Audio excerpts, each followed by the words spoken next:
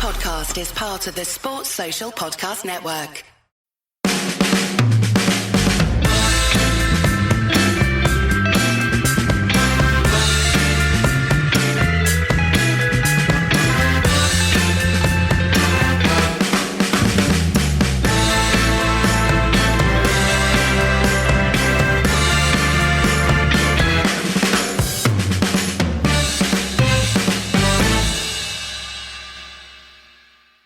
Ed, how are you? I'm very good, thank you. Yes. I watched the game on television, not actually at the game, with little Ranter running around causing trouble. Watched a little bit of the Olympics. Have you been watching the Olympics? I watched 5 minutes of table tennis.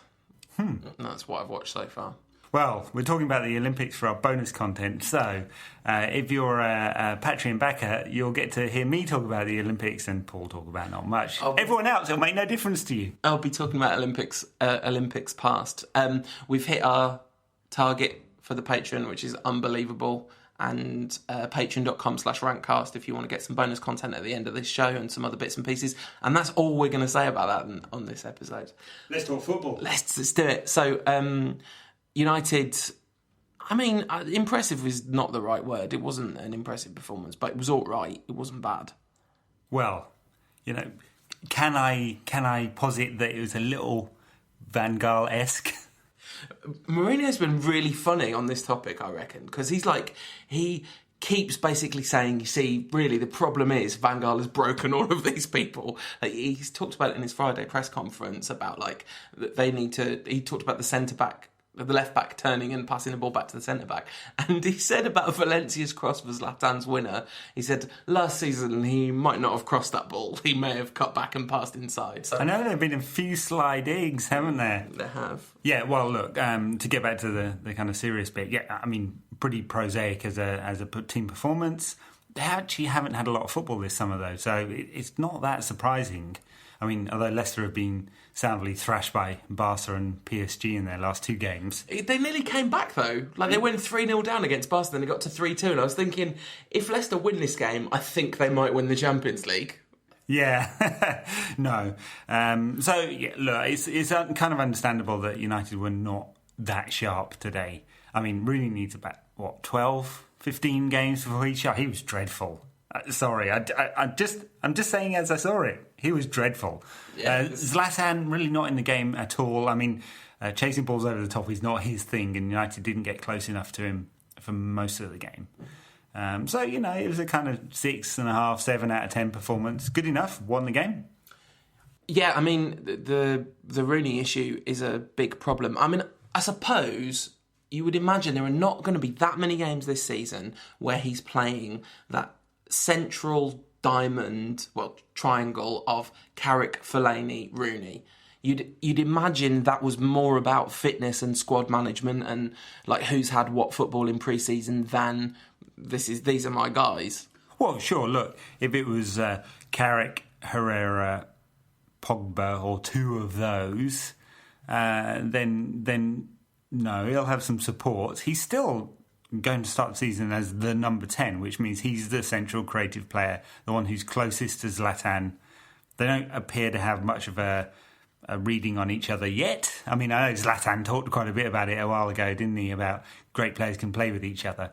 Yeah, they can. Yeah, this is exactly the thing, isn't it? Yeah, great players can definitely play with each other. He's not anymore. No. I wish he was. I mean, I actually think it's, he is going to affect Zlatan's performances because he just doesn't release the ball quick enough. Gave the ball away loads today. He's also going to impact on Pogba. I cannot see a way that Zlatan, Rooney and Pogba can all play in the same team and not compromise two of them. Hey, guess what? We're compromising our best players, our most effective systems in order to squeeze Wayne Rooney into the side. We did talk about this last week. This isn't a problem Mourinho's going to fix quickly, right? No, it's not. So there was a South Sudanese swimmer who qualified in the South Sudanese team. And it turned out that Samsung sponsored one of the South Sudanese swimmers who didn't qualify. Guess who went to the Olympics? I'm not saying Wayne Rooney's in the team because sponsors want him to be in the team, but Yeah, I mean, my working thesis is that Mourinho is giving him enough rope to hang himself because, Mourinho has talked a lot about how much he's watched United in the last period of last season. You would have thought he'd been paying very close attention. The way he talked about Rooney's potential midfield career made it very clear that he's been paying attention. So there's no way that you can draw any conclusion other than this ain't going to work. No. So what did work? I thought that the defence looked pretty solid. Yeah, Bailly was pretty good. I mean, a couple of errors, right? I mean... He was man of the match, Was he? Yeah. You see, I'm not sure that if you... maybe you did ask Jose. I'm not sure Jose would think he was man of the match because he doesn't like defenders who make obvious errors, and he made a couple. He just seemed a little bit rash, but then he kind of looked like a 22-year-old defender playing in his first major game in England. Yeah, he looked like an extremely talented 22-year-old defender because he made a couple of brilliant tackles. But there was one point, when he lost his boot and then he just flying kneed someone and you just think you're going to get in real trouble. Like, he was kind of lucky not to get sent off because he was booked and you could easily have thought, right, actually he's going to get sent off. Yeah, and maybe in a different kind of game. Because Community Shield is basically a friendly, isn't it? They're allowed six substitutions and all of that. So, in the Premier League, I think he would have seen red for that. But he did all right. And Valencia was good, bombing up and down. Really good. Yeah, he's had a really good pre-season as well. Pre-season of Valencia. You know who was good today? Daley Blind was good today. Whatever. Actually, he's been all right in pre-season. I can't imagine he's going to play an awful lot at centre-back. I didn't think he would play there at all, like not even in pre-season. No, but, Smalling's not fit and Jones is not quite ready. You're just speculating? Well, he's Phil Jones, isn't he? Jones is hanging out in a nightclub with Aaron Ramsey and Lionel Messi somewhere, isn't he? Yeah, they've just all got the same barber. He's only got one move for that barber. That's all that's happened. Maybe like Messi's looked at Phil Jones and gone, yes, this is who I want to model my life on. Seems like a bold choice. I think Luke Shaw, it was lovely to see back again, like the whole back four. The other thing that I thought was interesting was every time De Gea had a goal kick, essentially United's front four matched up 1v1 with Leicester's back four, and I was like, Louis van Gaal's like spinning in his grave watching this. He would have hated that. And Lingard's goal, I haven't even talked about Lingard. What? The Jesse Lingard National Stadium at Wembley, as it will for future be known. I know, the guy can't finish, except at Wembley. Yeah. Yeah, no, great goal. Completely different from the one in the cup final, obviously, but smashing goal from Lingard. Really enjoyed it as well, didn't he? Zlatan enjoyed his goal a little bit, didn't he? I just went nuts. I was in the press box, like trying not to go nuts, but in my heart, I was really going nuts for that. And he just like goes charging into the corner. You want to go, this is a friendly, right?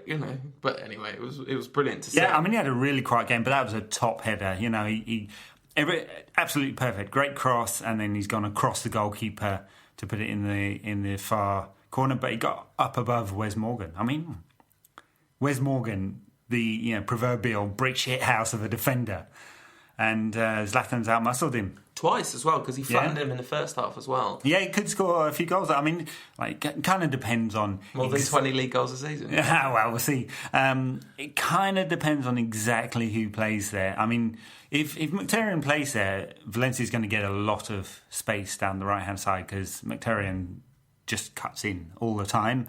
And Valencia will be the man getting out there. We'll see. I mean, I guess we're assuming that he will play out on the right. If not, if it's someone else, if it was, say, Rashford, he might hug the touchline a little bit. But, we'll see. Valencia cross for Zlatan header could well be a factor this season. Rashford. You mentioned Rashford. He came on as a sub. But I expected for Ibrahimovic, but it was Lingard that he came on for, Martial he came on for, and he moved out to the left touchline. It could well be where Rashford plays this season, on the wing. I mean, in fact, he's done that in pre-season a few times as well. But always on the right. Yeah. And so that was the kind of wrinkle that I thought was interesting. And he looked really good again. But this is another thing that tells me that United should be playing 4-3-3 this season. I mean, everything is screaming out because we've got in Martial and Rashford and Mkhitaryan, 3 really flexible sort of wide forwards who can play in that role. In Zlatan, we've got someone who's classic number 9, can play with his back to goal, can play with the ball in front of him. I mean, I guess we're not going to assume he's going to play every game this season because, he's ancient. I suppose Rooney can sub in for him sometimes. Ouch. But look, everything says 4-3-3. Everything says 4-3-3 because that's right for the forwards. It's also right for the midfield. Carrick is going to do much better in a 4-3-3. United are going to get Herrera onto the pitch much more in a 4-3-3. And Pogba, he's definitely going to be better in a 4-3-3. So if he's playing basically at 6, that's the mistake Deschamps made this summer. Really bad one to make with a £100 million player. If you let Pogba have some more freedom, you're taking a risk at the back, and Jose doesn't like that. If you allow him to have the freedom, him and Rooney are going to get in each other's zone. And Zlatan will be there too. And Zlatan will be there too because, you saw today he drops deep. And he needs to because he's 35, doesn't have that burst of pace anymore. So it's a problem to solve. I mean, I'm going to assume that Jose will work it out. Every single one of these problems is solved by pulling Rooney out of the team, and that's not agenda, #agenda. It just makes sense. There's no, I don't understand how you could look at this unless you're fiercely committed to the concept that Wayne Rooney is the same player he always was. He could form his temporary, class is permanent. It's like legs are not permanent. In fact, nothing is permanent. But definitely not if you've been watching the Olympics. Listen, we'll come on to that. Should we talk about that gymnast leg at right angles? I don't want to talk about legs at right angles. You know this. We're face to face, Ed. You're not even you haven't even got the distance of Skype between us. Please, no. Let's not talk about right-angled legs. It was double hard, though, It was just like, bit of a scratch. I mean, maybe that's double hardness. Maybe that's just profound shock. One or the other. I think we need to have a kind of agreement that we're just going to have a moratorium on saying United should be playing 4-3-3 because otherwise there's no way we're not going to have this conversation every single week until it happens because every week, this is just going to get in the way. The thing that solves it is a really, really, apart from the Rooney question, if he really wants to play 4-2-3-1, and he has to get Rooney in the team as well. The thing that solves it is a really dynamic defensive midfielder because it just gives Pogba that little bit more freedom. I don't know how Rooney gets out of the zone. Not really sure there, but that would help. I mean, if Carrick's going to be the guy who's first choice, then he needs a bit of protection. If it's Schneiderlin, we know that it's not really his bag. If it's Fellaini, it's definitely not his bag. Although, it wasn't bad at Wembley today. He was apart from giving away the goal. Yeah. The thing is, I watched that. I was right in line with that. Because on the east, the press box is separated into there's like the west press box and there's the west press box and the east press box. And I was on the east, which was lined up with west side. I was east side. East side. Moss side. See, that doesn't work on radio, does it? No, it doesn't. But I had a great view of the Lingard goal, and I also had a great view of the Fellaini thing. And as Fellaini steps in to make the interception, I was like, yes, Marouane, well done. That is exactly that's like a moment of real footballing. Oh, no. No. What's happened here? So it's such a nice interception, so smart, and then just absolutely bad. Apparently, this wasn't in the press conference, but on the post-match stuff, Mourinho was like, it's slow pitch. But Mourinho doesn't actually think the problem was a slow pitch there. No. He's just protecting the player. I mean, I'm sure he'll let him know exactly what the problem was with that. One other hilarious moment was a Wayne Rooney take-on where he tried to trap the ball. It went past the defender and he went outside him and he was like, oh, what's happened here? Did he stand up with the ball at the end of it? He got a cross in at the end of it. Nice. I mean, but it was like a 15-yard attempt at trapping the ball. The Lingard thing was interesting, the Lingard goal, because, I wonder whether we've been a bit unkind to him. Because, I mean, obviously, your point about his level of output is inarguable because it's literally about his level of output. That's not there's no nuance there. Oh, that's one of the words that people want on the banned list, by the way. Narrative, nuance, the word right to use as a placeholder. I'm keeping a list in my head, whether I can apply it or not. Are we allowed to use modicum? That's another Rantcast favourite. Is it? Yeah, we used it a few times. All right, well, he's clearly got a modicum of ability, Jesse Lingard, more than a modicum of ability, because he's... That goal that he scored last time at Wembley and the goal he scored today, those really are the actions of an exceptional player. That's not ordinary. Not all footballers can just do that. No, but he's not putting it together, you know. So the narrative of his career so far is some inconsistency in his forward play. Yeah. And I wonder whether... Because you would instinctively, you'd worry about Mourinho picking Lingard over Mkhitaryan in that starting 11. In fact, a lot of people were. I mean, in my head, every time I was seeing someone worried, I was like, let's not worry yet. It's the Community Shield. If he does it against Bournemouth, then, you know... No, I think this was just about a number of minutes. Right, good. Well, that's good. I hope that's the case. And it looks like it should be, because the balance of the team in the first half was so obviously broken. Yeah, Mkhitaryan added something like 25 goals and assists last season. Yeah. Lingard, not that many. No, absolutely. He brought Mata on... And then he took him off again. And Luckhurst tweeted, like, he's having to be held back. And, like, his teammates are hugging him. It's like, there's this vine of Mourinho and him just grinning because he's like, yeah, I know why you took me off. Yeah, I mean, it was obviously tactical. Although the question had to go to Jose. Jose, so you're binning Mata off then? Yeah, and he said... he didn't even get asked that question at a press conference. He answered it before it was asked and said, I had to do a thing which is never nice to do, which is to take a player off who's come on as a substitute. But I had to do one substitution to run the clock down. And they were just hammering long balls into the box. I couldn't take off Zlatan. I couldn't take off Fellaini at that point. It's all perfectly logical. I'm sure Juan Mata is not actually crying tonight over this. He needs a hug. He does. I'll give him a hug. He's a nice lad, I think, maybe. He might not be. He might just have... It would be like hugging a 3-year-old, though, wouldn't it? You'd have to kind of crouch down to do it. He's only little, isn't he? He's very little. What else do you take out from the game? Any lessons that we can take from this game into the season? Not really, right? No, because it's a friendly. A very noted, respectable journalist said to me, I asked him what he thought, and he said, the Community Shield is like kissing your sister. It's like it's a friendly. There's no... You know, there's nothing in it. There would be something in kissing your sister, Paul. I guess I don't know what goes on in your house. I hope he meant on the cheek. Like, I'm kind of assuming that. See, maybe that's how my mind works. I assumed it was just like, you know, full-on tongues. But that is an expression, you know. This person wasn't like being deviant. That is like an English idiom. Anyway, so I think taking any dramatic lessons out of it. For me, like, the enjoyment was being at Wembley again was nice. I'm remembering how lovely the last time we went to Wembley was. And then, like, that was my first Mourinho press conference, so that was pretty exciting. Because when he walked in, I was like, oh, he is very, very handsome. Like, you know when you see people who look handsome on television, everyone on television is sort of all right looking, at the very least. So when you see people that look handsome on television in real life, there's like an extra level of, you know, remarkable handsomeness. Unless it's in the Game of Thrones, because then they're all pretty ugly. Oh, okay. Because, you know, it's medieval, isn't it? Sort of. Are you saying that everyone in medieval times was, like, ugly? Ugly. But yeah, so that was nice. And he was on excellent form.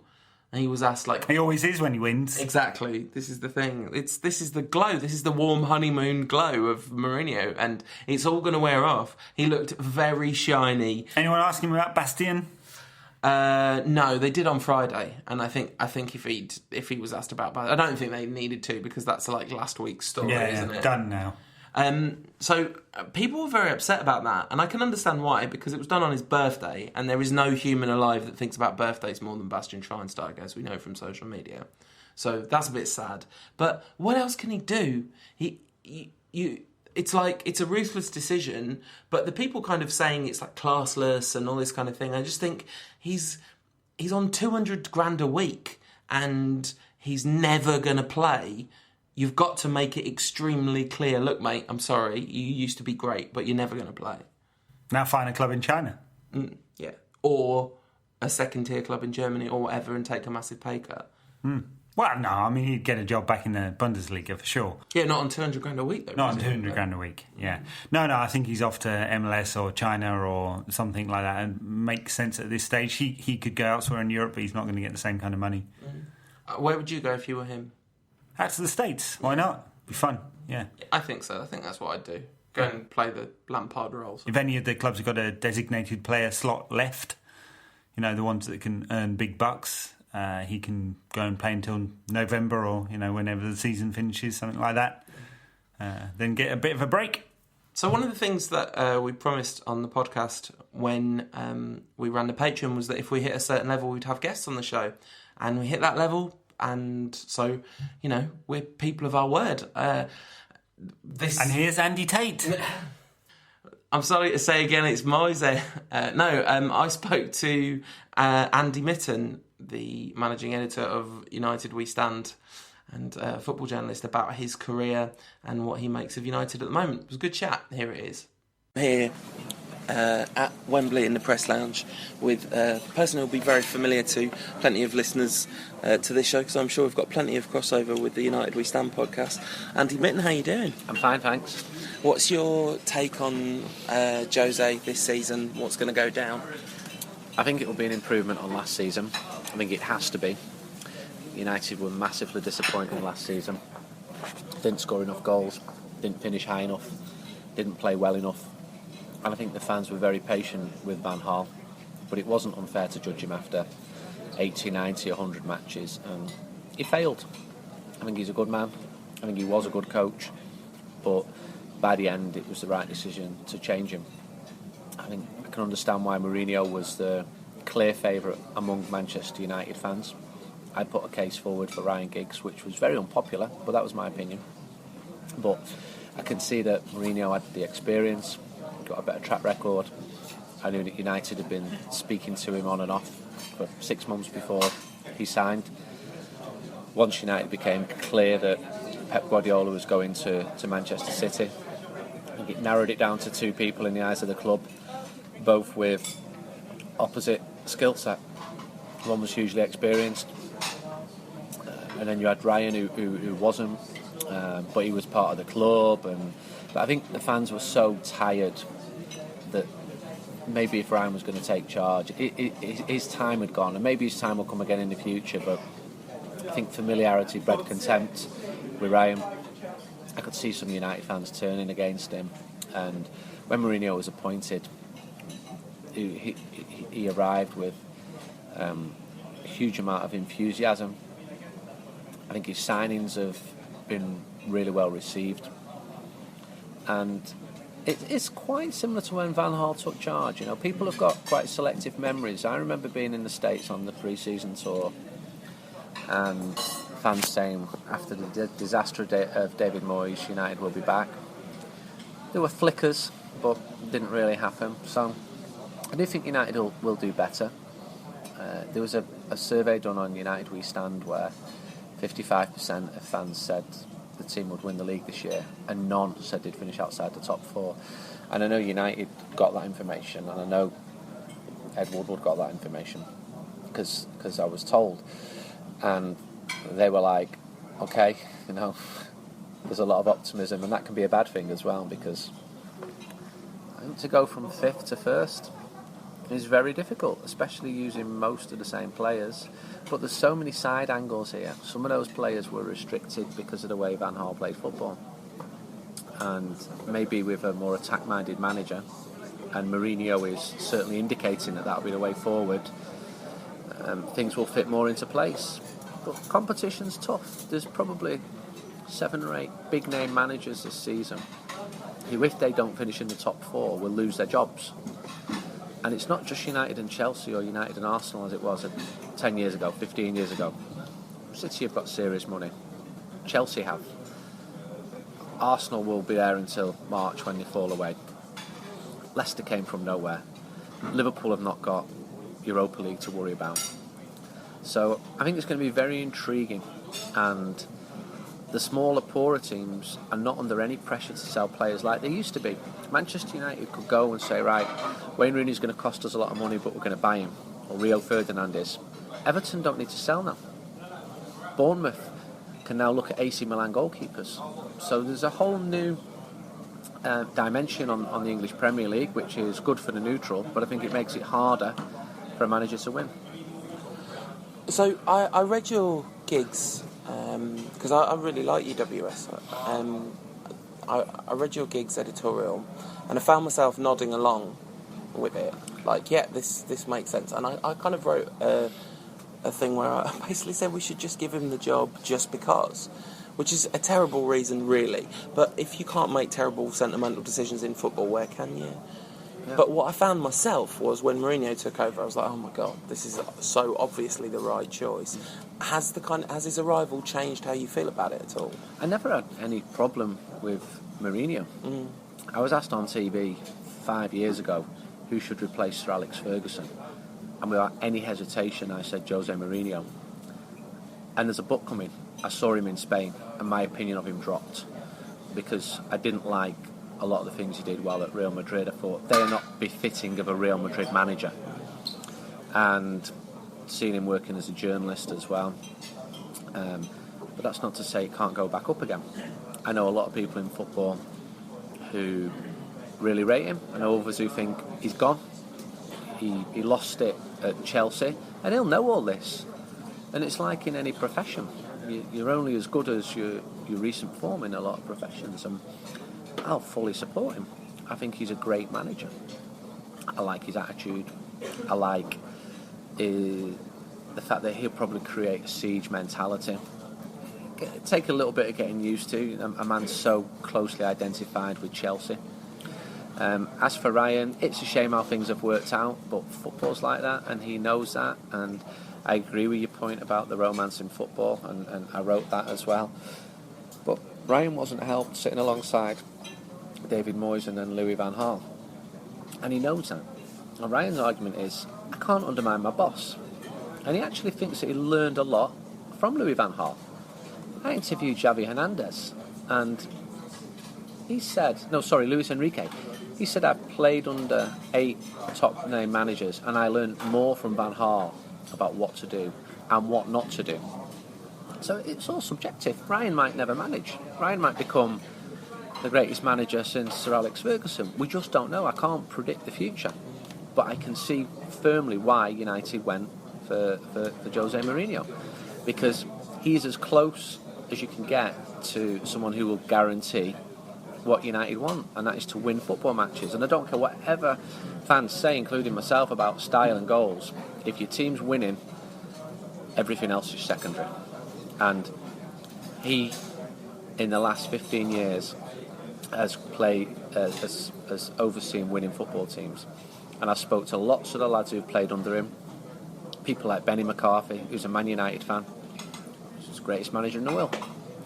And I take all those opinions on board. I don't think there's a right and wrong, black and white way of doing things.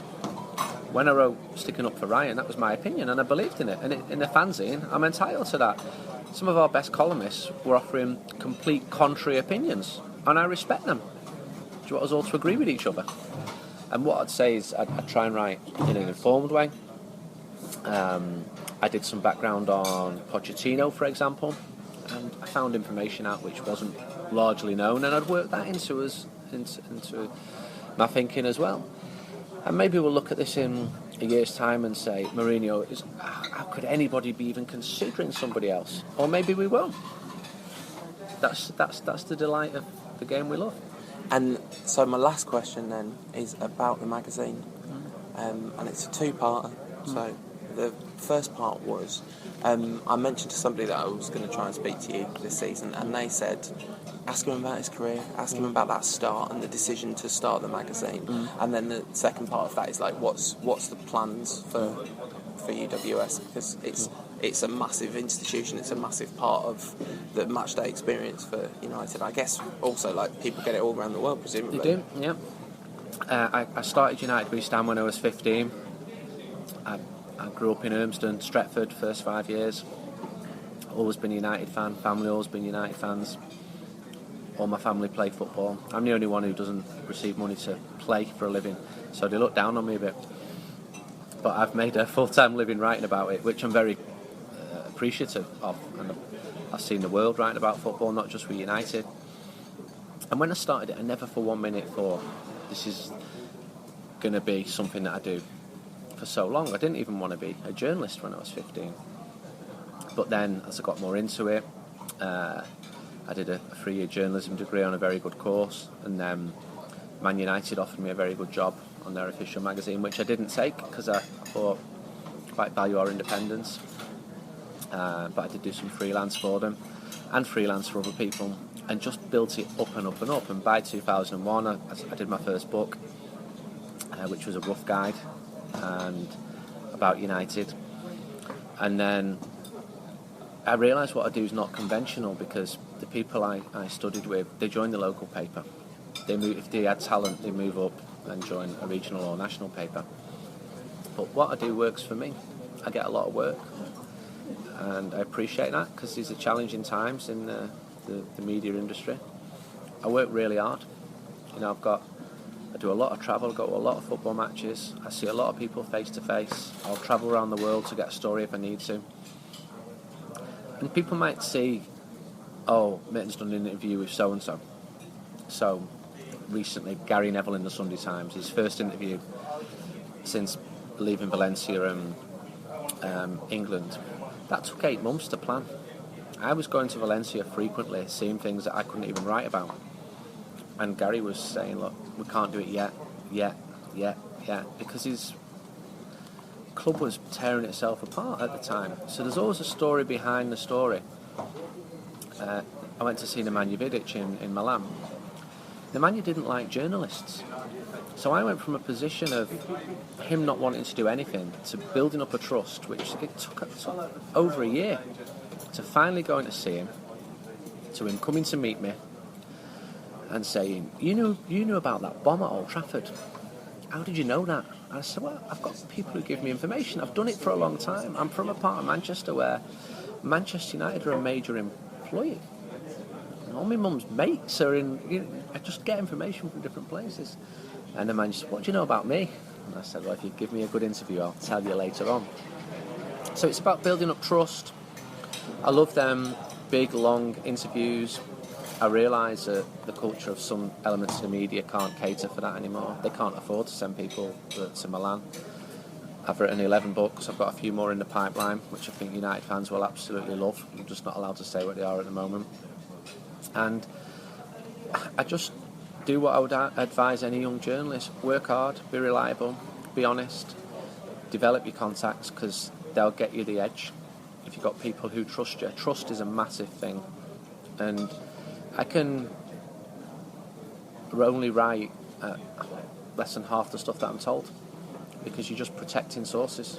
People can't be losing their jobs because of information that they're giving you. But if you know a lot about a subject, it means that you might not write certain things because you know it to be incorrect. And I'm lucky. I love doing what I do. I really do. I'm a United fan. I'll get to a lot of Barca matches, but I don't feel anything for them in my heart. I just don't. My 2 daughters are growing up in Barcelona. They're coming back from school now, and one of them had a rhyme last week about Messi and Rakitic, and please don't do this to me. But I accept they're growing up in that environment. But with United, I still get that buzz. Not all the time, but a lot of the time, I really still get it. And I just do what I do to the best of my ability, and I think people appreciate that. Not all of them. You know, you put a piece on social media. I did one on Friday about Pogba, how United basically came on the brink of signing Pogba. And my sources were brilliant. It took a long time to put together. And 90% of people appreciate that. But you'll get a lot of people saying, you know nothing, you're clueless. And you think, I've done this job for 27 years, every single day of my life, speaking to people, and I'm clueless. And of course, the people having a pop tend to be anonymous. English would be a second language for a lot of them. They don't realise how strong their criticism is. I did a piece last year on problems within the United youth system, and my sources were brilliant. And I went on the pre-season tour, and people you and I would know very well on the playing side come up to me, make sure no one was looking, saying, That is absolutely correct. And as a journalist, you think, I've done my job there. Some United fans, they simply don't want to hear bad news. And I find in sports journalism, you write a piece which people agree with, you're a great lad and a great writer. You write something that they don't agree with, you're an idiot who knows nothing. But I'm not writing to have people nodding along. I'm writing in search of the truth. Often there's more than one version of the truth. So it's an interesting profession in an industry that's changing really quickly. It's still an industry I love. I still love print. I still love United We Stand. I'm still really protective over the lads who sell it outside the ground. They love it as well. We have people offering us money for adverts or for this or that, and you just will not accept it. And I love that. I feel like it's owned by United fans, because they're the ones who contribute to it. And we have to put stuff in there that you can't find anywhere else, otherwise people won't buy it. So in the last few months, a big Paul Scholes interview, we had Rooney in the summer one, but people aren't really buying it for interviews. It's just, we've got some very good writers in there. Some of the best writers, I've got a new writer, Keith Dewhurst, 84 years old. He was a good friend of Busby's, and he writes beautifully. He's a renowned playwright. And to the person who's only obsessed by transfers, that holds no interest to them. But I'm not only obsessed by transfers. I like Manchester United's history, especially if someone can shed new light on it. And that's what I'm always pushing my writers to do. Don't just do a piece on how Michael Garrick's good at playing football from what you've seen off television. Tell me something new. I'm more interested in you finding Michael Carrick's dad and getting a new angle. So I hope that explains a little bit. And as for the future, as long as people keep buying United We Stand, we'll carry on doing it. I've always said that, as long as it doesn't lose money. And money is this dirty word that you're not allowed to mention, but our print bills are not free. It's not free to design. There are costs attached to it. I make the vast majority of my income from doing proper journalism, if you like, or my books. But United We Stand has got to stand on its own 2 feet. And I'm pleased to say it does. Changes. We've got digital subscribers now around the world. And some of them would say, I couldn't afford to have it posted because the postage is expensive. I can't control that. Or you'll have people saying, I only accept the printed edition and get it posted to Australia.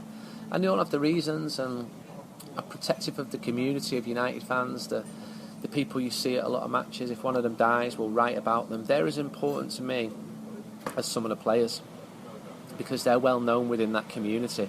And again, that might seem alien to people who've never been to a match, because everyone's got different ideas of what Manchester United should be to them. But to the people who buy United We Stand, most of them are buying it at the match. These things matter to them. But I've always been really inclusive. We've got a fan in the next issue who I met in China on the pre-season from Outer Mongolia. And I love that. I love the fact that United have got this massive following, that when I go to Tehran, as you mentioned, to see Carlos Queiroz, and I put it onto Twitter, 12 different Iranian Reds get in touch with me and say, can we take you out for or whatever Iranian people are drinking, and you meet them and you know all about the mag. And it's fantastic, and that's why I'm really protective over it, because it's something we've done for such a long time. So long may it continue. We'll put the hours in, but we need people to support it as well. Yeah, buy UWS when you get the match. It's good. Spend the programme. All right, thanks Andy, thanks for your time. Very good. Good lad, Andy Mitten. Yeah, absolutely. Buy UWS. Their podcast is available as well. The magazine's excellent. There are other United podcasts. There are other United podcasts. Patreon.com/other United podcasts. No, we've taken that URL. Right, okay, good. Yeah. Good SEO. Yeah. So yeah, that's we'll have more guests on the show. Like, give us a shout if there's anyone realistic you think that you'd like to hear from, and I'll see what I can do. We promised it, so we'll do what we can. Yeah. Mugs are in production. Absolutely. You've been working on mug artwork. Oh, it's good mug artwork. Yeah, I'm happy with it. So the season ahead. Yeah, we said we'd do a season preview. I mean, so Pogba's done and dusted. Oh, yeah, I guess we should talk about that a bit. I mean, it makes a massive difference. I mean, I think I said on a pod some time ago that it's the difference between United potentially making a title run or not. And I think that's right. I mean, man for man, this is a very powerful United squad. It's, pretty much as powerful as any. We'll see. I mean, you can probably say there are 7 teams that think they have some kind of shot at the title this season. So United, City, Chelsea, Arsenal, Liverpool, Tottenham, Leicester. Ranieri said his target was 40 points. Yeah, well, of course he would. It's lovely. They're going to get way more than 40 points, but they're not going to get 75. They were pretty good, They're pretty today. good. Like they look really well organised, and they look a bit like. But United didn't leave a lot of. How many balls have they actually managed to play from back to front quickly? Not a lot, right? United were very compact at the back. And you wonder whether another season, Morgan and Huth. That's like a lot of teams are going to. The theory is, the kind of received wisdom is that teams have worked out how to play Leicester, let them have the ball. That's not what United did today at all. No, it's not what United did today. But they didn't push up to the halfway line. That back four was not on the halfway line all the time. No, absolutely. So I mean, Bailly got done by Vardy once and got a booking for it. yeah. That's it, really, isn't Yeah. it? And then the goal was just a ridiculous error. So it's not like they were carving United open from counter-attacks. So you wonder, I think they're a great unknown as they were last season. It's so tempting to just go, no, of course they can't do anything this season. But all through last season, it was extremely tempting to say, no, of course they didn't. And they won the league. That is such an extraordinary achievement. And they're missing Kante, and it can go one of two ways when you win the league, as Dwight Yorke and Roy Keane will attest, right? You can either go, that's it, I'm done, I'm happy, or the driven force of must-winness inside me has taken over my body and I must win again. You know? Yeah, we'll see with Leicester whether that's true. I think 6th, 7th, 8th is about par for them this season, and that's fair enough. And that's not. I don't think that's disrespectful. I think that's just where they'll be. Yeah. And are they going to finish above or below Liverpool? Let's say within 3 points. Okay, because they seem like they're on about the same level, don't they? Yeah, well, Liverpool just smashed Barcelona, but it's their year. No, it's not their. It's not their year. Liverpool won't finish in the top 4, but I think United will be very close. I'm not saying that United definitely got the best team, because I think today you saw, there's some stuff to work out. If you go through the squad and just rate them all or work out the problems, they're quite a lot. Yeah. So I was like getting all optimistic on WhatsApp. I sent you a WhatsApp storm. Yeah, of like everything that's wrong with United's squad. Yeah, well, it's questions, right? So can Smalling retain the quality he had over the last 2 years, or can he go a bit further forward? How does Bailly settle in? Is Phil Jones going to stay fit? No, he's not. How does Luke Shaw come back? He looks pretty good, actually. I think it doesn't seem like there's any lasting effects. No. Right back's a problem, though. Valencia's been good in pre-season, seems good-ish, right? But we know that he's going to give goals away. Darmian better defensively than attacking in the system that Jose plays. That's not good. I don't think he's going to get too many minutes. Fosu Mensah would be the man, but he's very young, right? So he's the child at the moment. Exactly. How do they work out that midfield? So Carrick, old, Herrera, not done much, honestly, in the last 2 years. Seems like he would be a Mourinho-type player, you'd think, right? He's got everything that says he's a Mourinho-type player. Yeah, and I don't think it's fair to say he hasn't done anything in the last 2 years. I think he didn't do anything last season, apart from the Everton game. But the season before that, from January onwards, he was consistently excellent. Okay, yeah, and how does Pogba settle in? I mean, that's answered a big question in midfield. Up front, there's loads of options. There's the Rooney question, right, which is a problem, and I guess Memphis isn't a problem. He's not going to play. Yeah. I mean, when Rashford came... I don't even know if Memphis was on the bench today, but when Rashford came on for Martial on the left wing, it was like... Yeah, I mean, the penny's got to drop with Memphis. I mean, you'd think he'd have spent the summer working extremely hard. I'm not sure he did. I mean, he put some fitness training on Instagram too, so... Yeah, we'll see. So a lot of questions, but a lot of questions about a lot of other teams as well. So Manchester City, how quickly do they adapt to Pep's methods?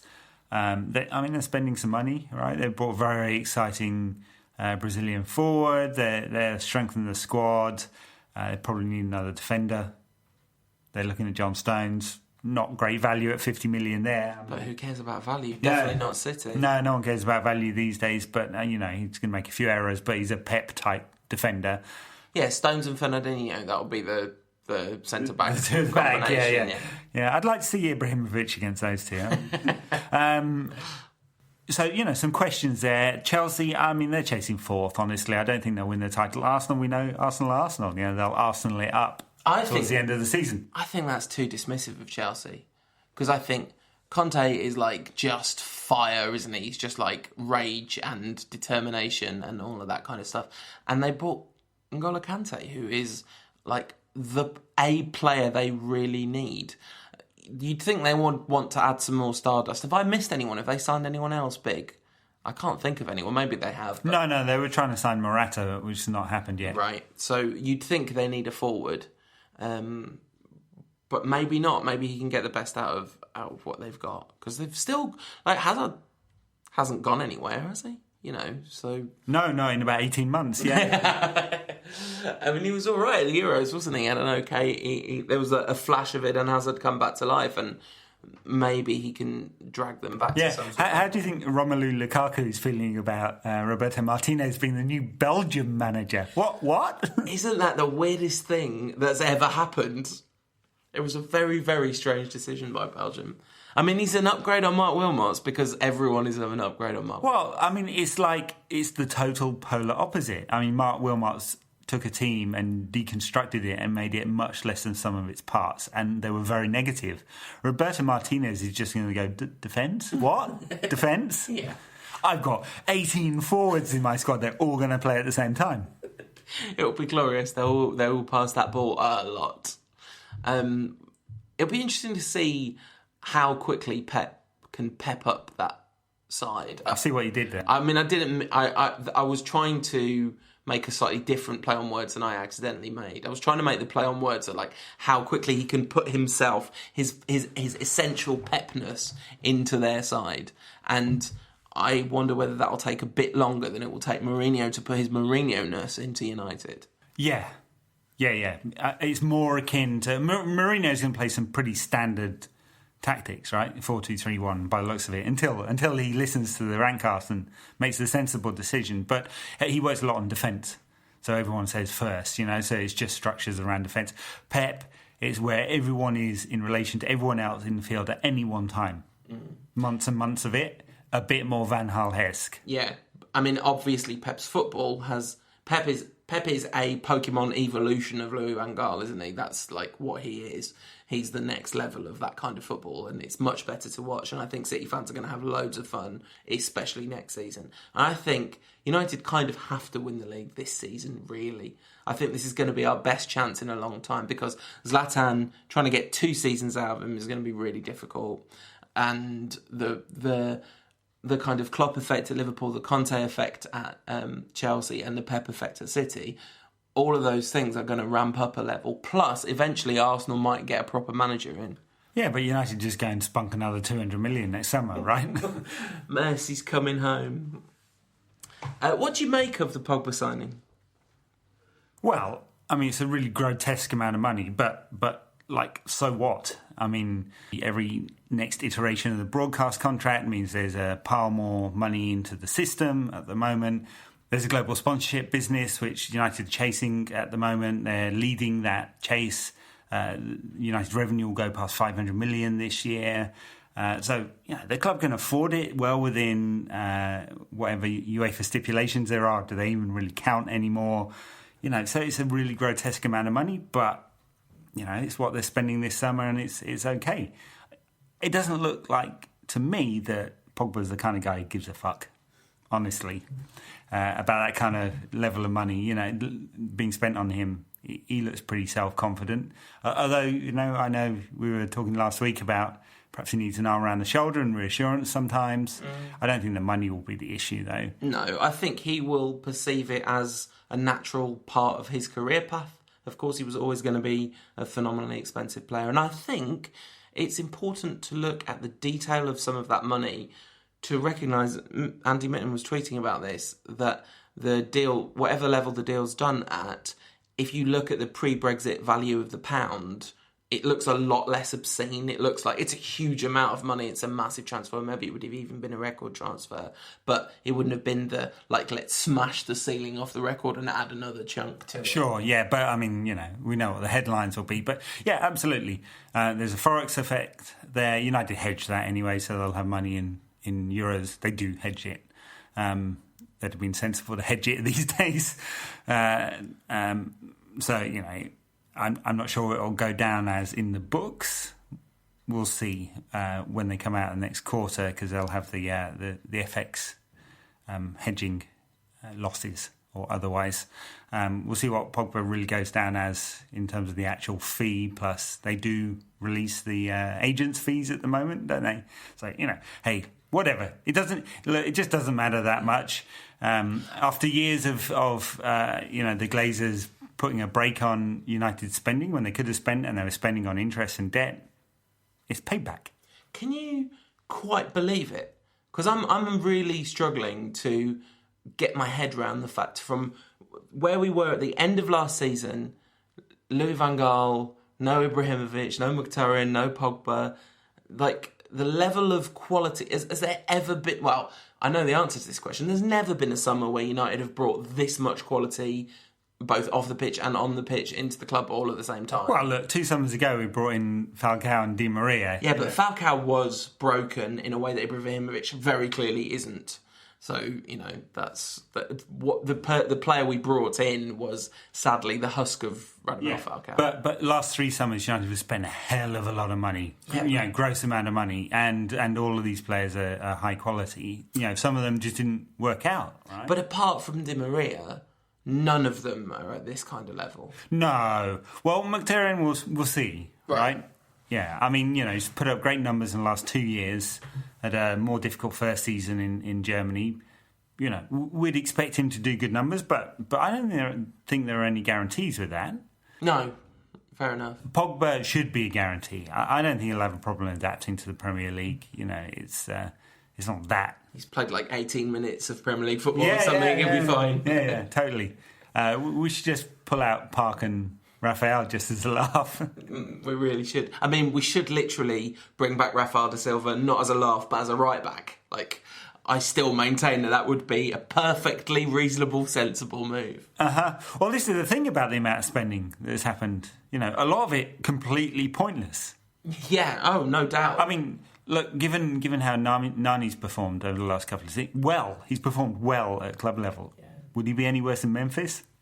Not sure, Rafael, yes, he had his faults, but is Darmian a better choice? Not really. And that's the thing with changing the manager all the time. It's influx and outflux of players that they absolutely have to have because, they know right. It's one of those Soccernomics points, isn't it? That if you're a new manager, you shouldn't unnecessarily change the squad. Right, but that's what happens when you have a decent sporting structure, which United doesn't really have, right? No sporting director, unless you call that Mino Raiola.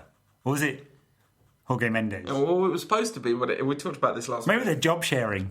Maybe this is just all a front. Maybe it's like Jose stepped in. It's like, right, Jorge, this is going to look far too obvious if I just give you all that. So what we're going to do is you're going to get a cut of all the money I give Mino this summer. So there's some funds going to end up in a Gestaffite slush fund. I should say that that's a work of satire and is thus non-prosecutable. It's not actionable because I don't actually think that happened. So to go back to season preview stuff, United's squad looks in good shape. There's no position in that squad where you go, we don't have cover, certainly, like for injuries and stuff. There's a quality drop-off at a few different spots, but there's also the potential that actually the right first-team player gets injured and someone else comes in and improves the level of the squad. Yeah, we'll see. I mean, traditionally, Mourinho's worked with like 20 to 22. He's not worked with a big squad at all. I think he likes it like that. Yeah. He said many times. Yeah, he said many times. Yeah, I mean, there's an issue on cover at centre-back. Yeah. Because there's only really 3 and then Paddy McNair. Old Blint.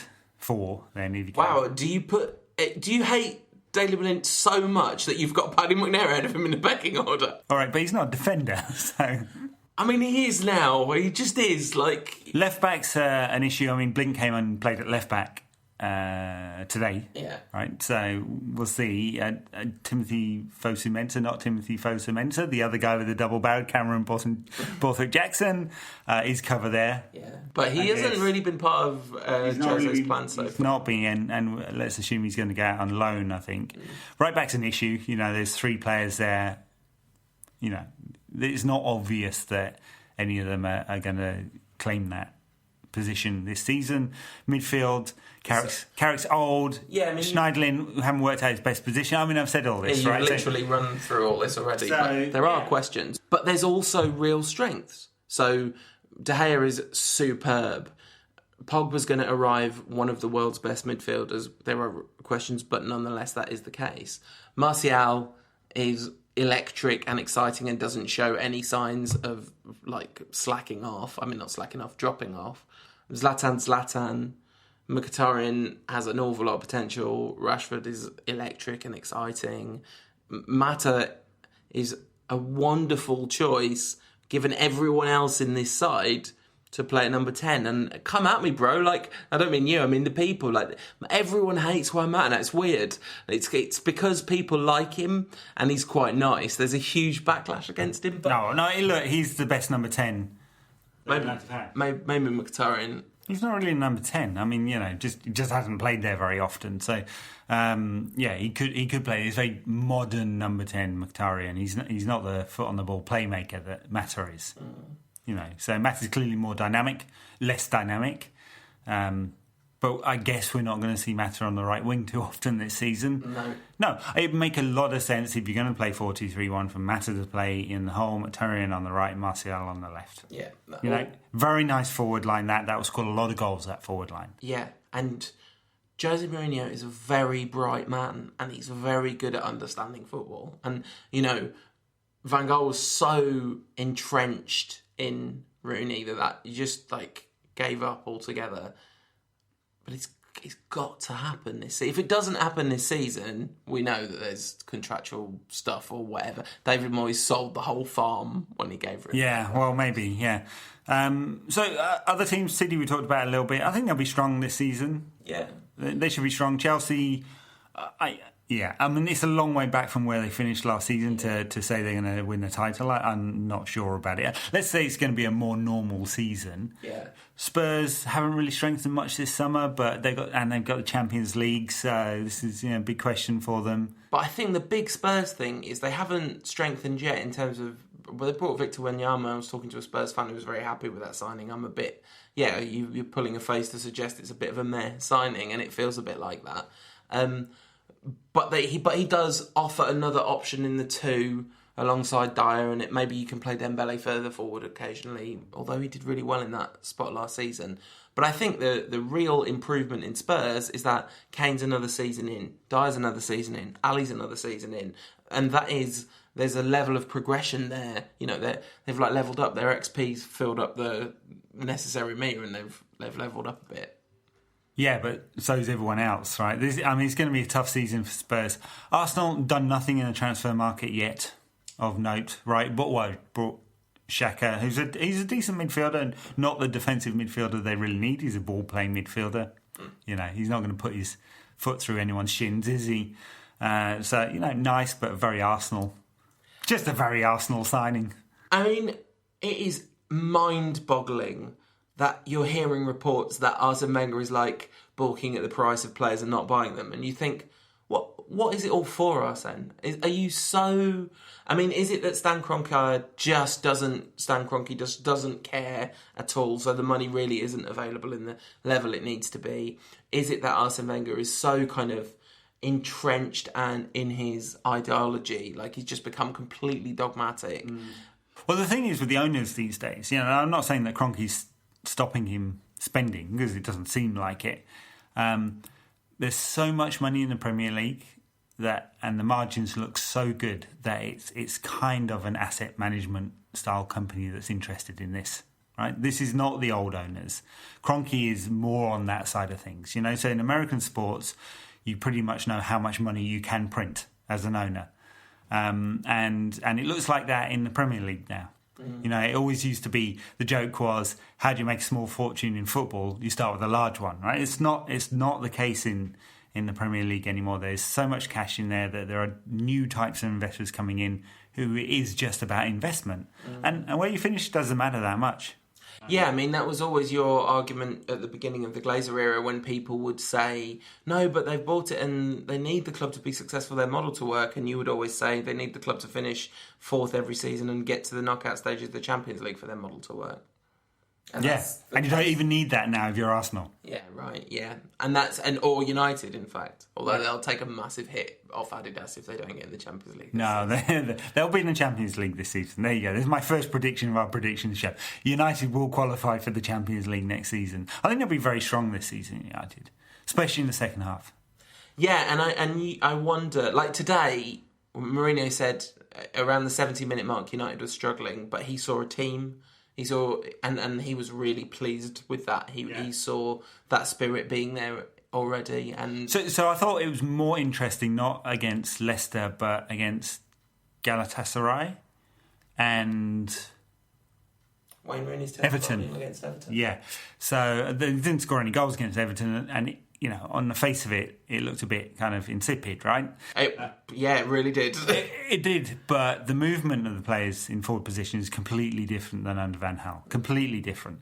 And so this is a team for me that, even though they might not play Pep-style tiki-taka football, Mourinho is very pragmatic as a manager. They will play direct sometimes. They will get it wide and get it in. They'll play possession football on occasions when it's needed, and they'll play the dark arts when it's needed too, because that's Mourinho. This is a team set up to score quite a few goals. I think they'll score 20 goals more than they did last season in all comps, or whatever the average is. I think they might well score 20 more goals in the league than they did last season. I suppose it wouldn't be that hard, right? No, it wouldn't. And it wouldn't be like a season where we scored a miraculous number of goals if we scored 20 more goals this season. No. So who do you actually think is going to win the league? If I had to bet, at evens. Yeah, it's probably City just, Right. But I think United will be definitely within 5 points of the winners. It'd be a disaster if United. Well, it wouldn't be a disaster, but it would be. I think Mourinho would be very disappointed if United aren't, going into May with a in touching distance. He was asked about his expectations, and he says, "I have a very stupid expectation for the season. My expectation for the season is that we win every game." I was like, "That's brilliant. It's just good to hear that." And he was kind of acknowledged the fact that it's not plausible, but it's good that that's his aspiration.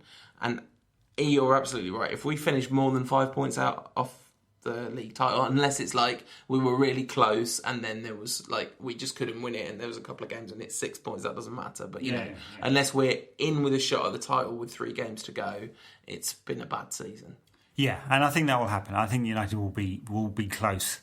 And it's not... Money now just on City, just because they just have a better base to start from. I mean, But United have brought in some great players, right? They've got some big problems at City. Like, they really were dreadful by the back end of last season. And you think Pep's going to come in and sort that all out, but they've got a generation of players that need to go, and they've got a lot of exciting players, but there's a lot of questions. We're making some predictions 3 weeks too early in a way. Yeah, you always say this, yeah. Because the transfer window does make a difference. Actually, I really do think the transfer window should end the day before the season starts. It's Definitely.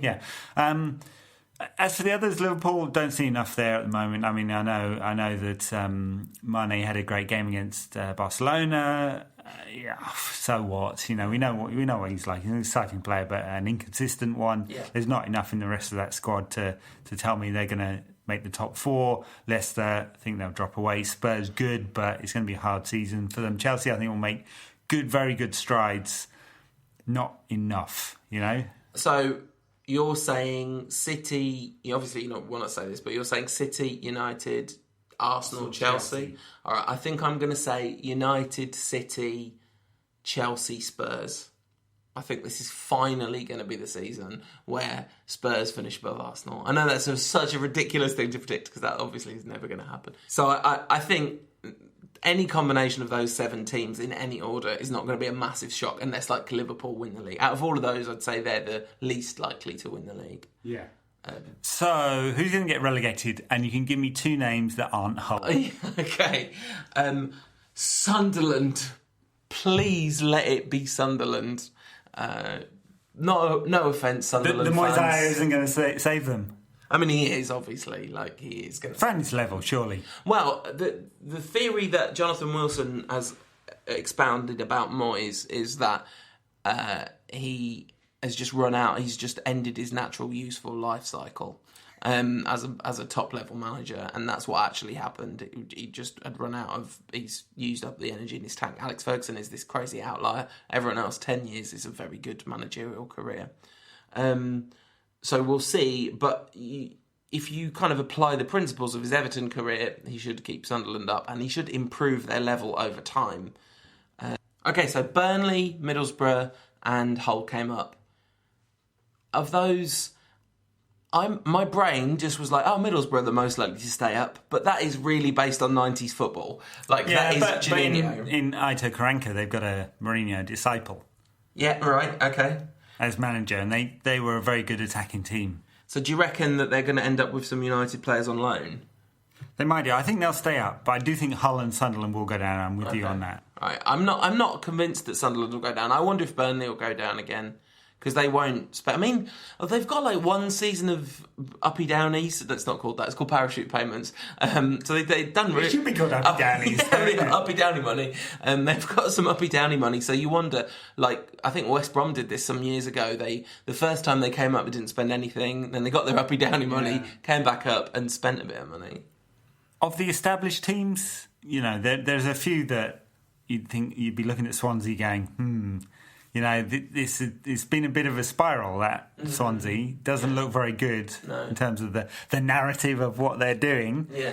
And they've got new owners, and there is a lot of... Because Swansea was so well run, I think I'd be very nervous if I was a Swansea fan. Yeah. West Brom... Maybe, but obviously with Pulis and Johnny Evans at the back, was top 5 defender. Yeah, there was a crazy rumour that went around that Arsenal were trying to buy them. But you have excellent signing. Why wouldn't they? Like, why would you know who else he'd be an excellent signing for? Right, who could really use a Manchester United could do with Johnny Evans. Should never. No, you're right. I agree with that. He should never have been sold. Yeah. Nor should Philip Neville or Darren Fletcher or Nicky Butt or Danny Welbeck. I only mean about 2 of those. So I guess that's reasonable. So I'm going with Burnley, Hull and Swansea. You're going to go with Hull, I'm going to Sunderland. go Hull, Sunderland and Burnley. Okay. All right. Fair enough. Is there going to be a team who perform above the level of expectation that everyone thinks they're going to? Is there a dark horse in that mix? I think maybe Liverpool could get to 7th rather than 8th. Yeah, that sounds about right. I'm not sure. Hi, Chris. Bournemouth. Hi, Chris. Yeah. Bournemouth, maybe a slight overperformance from Bournemouth. I think they did that last year. Yeah, they could. Could go down. Yeah. It's not impossible, is it? So top scorer in the Premier League, other than Zlatan Ibrahimovic? Aguero. Okay. Yeah. It's cheating in a way, isn't it? It is cheating. I mean, it really does depend on whether he's fit or not. In fact, I'm not going for Aguero because I don't think he's going to be able to last a season of Pep Guardiola football. It's interesting because Pep's players get injured, Mourinho's players don't get injured. Right. It's kind of interesting. You might think like Pep's the super modern guy and his players would be the ones, but he works them real hard. What has Ray Verheyen got to say about Mourinho's periodisation? I don't know, actually. That's interesting. I've never heard him call him a dinosaur, and I think he'd probably... he did use double training sessions in pre-season. We know Verheyen doesn't like... Well, we know Ray doesn't like Klopp. He was having a go about Klopp's injury. He said phase 3 of Liverpool's pre-season, the injury crisis. Yeah, he's not wrong. Like, this is the thing about Verheyen. So often you look at it and go, he's just not wrong. Yeah, but I imagine him like downing a bottle of scotch on his own in his bedroom, like rocking backwards and forwards, going periodisation, double training, periodisation, Van Gaal, dinosaur. He quite liked Van Gaal though, because he was like, he's got other skills which make him a good coach, even though he's a dinosaur. Who was wrong about that? So right. That was one of the areas he was wrong. Europe. United in the, what's it called these days? Euro. Champions League Division 2. In football detention, the Europa League. I think Mourinho is not going to take the Europa League at all seriously. If he accidentally gets to a semi-final, he might. But otherwise, and that depends on what's going on in the league, because he's not going to care about that. And it's a rubbish competition. It's a rubbish competition for so many reasons. The timing... screws everything up. Yeah. The fact that there's no money in it and no glamour in it. There's a ton of really good teams in it. Yeah. You know, so it's a tough competition to win as well. There's far too many games. Yeah. Far too many games. Lots of travel. Lots of travel to really weird places like, I don't know, Scotland or... Sevilla. Yeah. It's not a weird place. Neither of those are weird places. Yeah, I mean, I just think... I feel like if this was Football Manager, it'd be like, we're not going to judge you on the results in the Europa League. Our priorities lie elsewhere. For sure. Yeah, and we'll see. I mean, yes, accidental semi-final, then you go for it, of course. Yeah. There is glory in that competition. I don't think we're going to win the FA Cup again this season. So I think we've won it, and that was like lovely. Mourinho has a good record. Good record in there. Win the double. Good record. Yeah, doubles on. Oh my god. Yeah. Imagine if he wins the double on his first season in charge. That'd be good if that happened. It would be, but I would say he'd be out of a job by about November or December the next season. Yeah, probably. League Cup, that's a miracle if we win the League Cup. But, the first time he took over Chelsea, he prioritised winning the League Cup. Because silverware is important, he'll know that. But I don't think he'll do that this time because United won the FA Cup just, and that silverware carries over. He was very gracious about making sure it was about Van Gaal. He said, I want to dedicate this to Van Gaal. He's the one he won the FA Cup. That's why we're here. He was very sincere about that. And then he said, many times in my career, I've left trophies for people to win, and they never thank me. But I am thanking Van Gaal. And then he laughed. He was clearly just messing about. But it was yeah, I know, but playing on the fact that he's a massive narcissist. yeah. There's just a few times I was tweeting quotes during that press conference and reading them going, oh, this really doesn't convey the tone at all. I want to put a winky face at the end of it, because he was joking. But yeah, anyway. All right, so we have a game. An actual Premier League football, real football game. Bournemouth. Yeah. What do you reckon? Eddie Howe, young, good. Bournemouth, I think we're going to hammer them. Yeah. And Rooney's going to go wild with the grannies. Right. That probably is not going to happen. No, neither of those things are probably going to happen. I mean, it's going to be a fun day out for all those going down to the South Coast. Yeah. You'd expect United to put in a better show of things than they did last season. I wonder whether I feel like my predictions for the score of this game, my level of optimism for this game, all of that will start at the point of an hour before the game when the team comes out. Sure. Because I will feel completely different about it. I don't think we'll see Carrick and Fellaini as a holding two. Pogba won't play, will he? He'll come on as a sub, I bet. Yeah, they might give him a few minutes. Yeah, we'll see. Depends how fit he is. I don't know how much pre-season he's had. He's had 0 pre-season, but he's done a lot of fitness training based on his Instagram, as Jose said. Yeah. He's also spent a lot of time in the pool based on his Instagram as well. Yeah. Right, well, there you go. So he's not ready. Have you seen Patrice Evra's Instagram? He's just going around the world reviewing jacuzzis. I mean, it's a good hobby to have. It's great. Just him in the back in a boat. On a boat in a jacuzzi, laughing. That's like what Evra's doing this summer. Was it Gregory van der Wiel who put on his Instagram footage from his drone, and it just looks like he's poolside with some Victoria's Secret standard model, and it goes up and up and up, and it's one of those complexes in Thailand or something. Beautiful blue sea, guy's own private island sort of thing. Tough life, right? It was really good. I liked your tweet about that where you were like, oh, I've got a drone. just need the rest of it to fit in.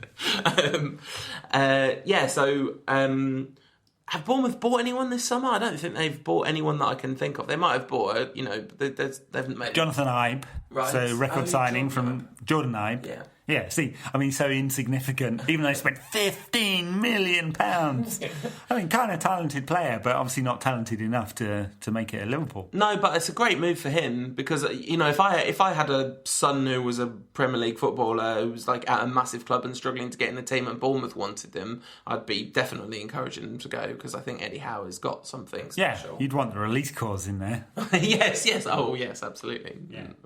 Look, so I think, we'll win 1-0. And I think we'll get the goal and Mourinho will totally Mourinho this because winning is everything on that first day for him. It's bigger than normal. Yeah, absolutely. And I'm kind of getting a little bit goosebumps thinking about it. It's like football is really genuinely exciting again in a way that it hasn't been since Fergie left. And that's I mean, I'm sure if you scan back through the last 2 years of podcasts, you'll hear me saying, "Oh, football's exciting again," but not like this. Not like You're like, Moyes, yes! yes. No, I was never. I've got a very staunch record of being absolutely horrified that Man United gave David Moyes the job. But Van Gaal, I was pretty pumped about Van Gaal. So United basically have just had like a 3-year pause. It's been like an alien abduction, right? We're just going to forget these 3 years. They never happened. They literally never happened. Yeah, it never happened. All that's happened is we've woken up and suddenly we're not in the Champions League and we're £500 million light. Yeah, but Paul Pogba came back. That's weird. Like, I never expected that. All right, should we do some listener questions before we finish the main show and then record the Patreon bonus stuff? Let's do it. All right. My very good friends at bifurcated_MBM said, do you think Jose will let the lads eat chips off the Community Shield? No. Okay. It might do, though. Like, I don't think he would be banning the non-fat chips in the way that what's his name did. Yeah. Moyes. That's his name. Pep has banned pizza, hasn't he? Isn't that the story? Yeah, isn't that the absolute non-story? Pep says that his larger players shouldn't be eating bad food now that the season's about to start. We've had a question from Robert McFarlane asking whether City are still better than us. Not better than us, but even with our signings, are they still maybe a little stronger? And you were sort of saying that maybe just. Yeah, okay. Is Pogba allowed to be called one of our own? Asks Ben Hendrickson.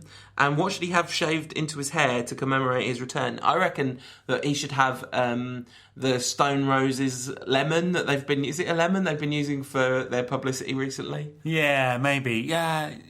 So if Jose drops all the kids... Yeah. And Pogba's playing, does it still count as a 3,674th game with an academy player? Yeah, of course, because he came through United's academy. I mean, that is the rule about that record. Like, it doesn't matter what's the... at one point I thought it might have to be, does the assistant manager count? It's like Moore's Law, they've obliterated the real law every year. Yeah, exactly.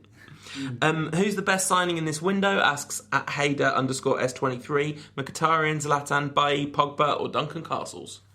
I know. I mean, I just think of the cognitive dissonance going on in the Castles household. He loves Mourinho and hates United. What do you do? Yeah, absolutely. I mean, I think the answer seriously though is Paul Pogba. Like, Duncan Castles is fine, but it's Paul Pogba. Look, there's time for joking and there's time for not joking. It's Paul Pogba. At Joshua Graham 93 says, when I MC the live event for the Rantcast, can I plug my Twitter? Yes, Josh, you can plug your Twitter. Is he MCing, is he? Let's just say yes, because I think he thinks he is. What are we doing for this live event then? I mean, we're not doing a live show. We're doing a get-together. Yeah, we're going to do... Awate's going to get on the deck. Yeah, maybe. I mean, we might be able to persuade him to. We might be able to persuade Awate to get on the mic. That would be really That's good. more like it. So we don't know yet, but we're going to do something in London, something in Manchester. If you want to come to a meet-up, it's not going to be a live show, but we'll both be there. Tom will be there, and Rantcast listeners will be there for kind of evening fun times. Message me on Twitter at UTD Rantcast, message me so I've got an idea of numbers. And I'll put a few tweets about this because we're in the early planning stages. I mean, literally, there's no way we were thinking we'd be organising this event by now. When we put the Patreon live less than a week ago, and now we've already... I don't know did I mention this at the beginning of the show? We've smashed our top level. So we're podcasts all this season. We've promised the people podcasts all next season too. We're doing at least 2 seasons of Jose Mourinho. See, now we're taking away the incentives. The incentive now is just like check out the Patreon, look at what stuff you can get. I mean, I joked about you being Donald Trump-esque because of your rampant capitalism, but maybe we're just not going to deliver any of this, and it will be really Donald Trump-esque. It'll be Trump University. No way, man. Meets the Rantcast. We've already delivered. We've already had a guest on this show. We've done bonus content one week. We're going to do bonus content this week. It's happening. Wow, and good stuff. I've been researching mugs. We've got loads of questions about what we're going to do about Rooney, and I think nobody knows. Nobody knows. He's obviously not going this window, is he? So he's going to play a lot of games, be really frustrating and bad, and eventually get dropped. Hopefully. Yeah, that's the thing. At La False number 9, Tarek, who writes for United Rant, says, could there possibly be a Rantcast Christmas single, Tia, if all goes well? No. Just buy Come On You Reds. Put a few quid in Lee Sharp and Status Quo's pockets. Is Mkhitaryan's lack of pre-season a cause for concern, asks David at David. He had a pre-season. I mean... He's had 4 games with United. 5. No, and he didn't play today. 4. Well, he got 90 seconds today. This is the thing, because he's been at United for the full pre-season, but he played half against Wigan, I think not more than half against Dortmund. No, he played a bit longer against Dortmund, about 70 minutes against Dortmund. Didn't play much against Everton, and then hardly played at all today. So. Yeah, but they're all a bit undercooked. Yeah, that's true. So everyone's pre-season is kind of a concern. 'Cause making the money is more important than getting ready for the season. Lots of questions about Mata and that Mata substitution, which I think is a non-story. It's a non-story, but I'd like to have seen someone say, "So Jose, you're bidding Mata." Sorry, I didn't do that. It's not my MO though. At Machine Gun says, with Zlatan and now Pogba, do you believe, as I do, that no weapon formed shall prosper against United? Maybe it could be the case that we've become a collection of unstoppable superheroes. And at Tomzor says, Eric Bailly looks good, doesn't he? And I'm a little bit worried about Matteo Darmian's start to his Manchester United career. I've got that looming over me as I think about Eric Bailly. I think Bailly will be saying quite a lot of, he looks very nice on the ball, doesn't he? Great physical presence. Bit risky sometimes. Yeah. I think we'll be saying quite a lot of that. Yeah. But he's 22. Yeah. It's one of those players that, once again, it's just a shame that Pique Rio Ferdinand isn't playing alongside him, because I just think that about all young defenders, though, isn't it? A shame they haven't got Pique Rio Ferdinand again alongside him. Yeah, Rio Ferdinand has kind of morphed into George Michael. Oh, yeah. Perfectly manicured stubble. Yeah. Perfect. Every single one of them is 4mm, not a millimetre longer, not a millimetre less. It's perfectly, the line of the beard is perfectly trimmed. Yeah. I'm looking at yours. You've kind of got just a slightly rougher version of that same look going on. No, I'm more Park Tramp beard. No way. There's some, definitely people go, designer stubble, definitely designer stubble. So I guess that's it for the show.